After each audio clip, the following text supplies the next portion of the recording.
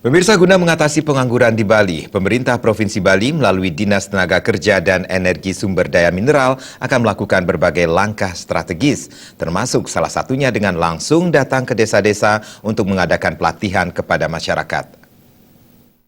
Walaupun kecil angka pengangguran ini, tetap harus kita lakukan antisipasi. Hal tersebut disampaikan oleh Kepala Dinas Tenaga Kerja dan Energi Sumber Daya Mineral Provinsi Bali, Ketut Wija.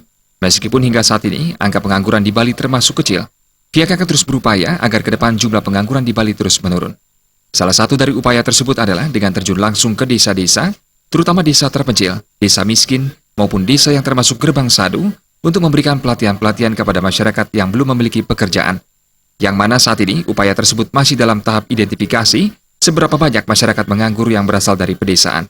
2017 ini sebetulnya Disnaker ini memiliki banyak pekerjaan, banyak tugas ya, mulai dari yang kita sebut di hulu, yaitu mulai dari penyiapan tenaga kerja terampil, ini melalui berbagai pelatihan-pelatihan, melalui berbagai kegiatan-kegiatan pemagangan, ini kita latih anak-anak kita, dan ini penting. Sasaran kami adalah, yang pertama adalah untuk melatih tenaga-tenaga kerja pengangguran-pengangguran yang ada di pedesaan, yang ada di daerah-daerah gerbang sadu, yang ada di daerah-daerah miskin. Kami sedang melakukan identifikasi untuk mereka, seberapa sih sebetulnya mereka menganggur, dan kami akan datangi dengan mobil training unit. Kita akan datang ke desa itu, kita akan latih di desanya, kita tidak akan bawa ke provinsi. Ini antara lain.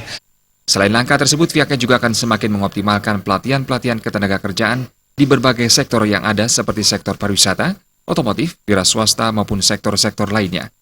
Gargita Bali TV.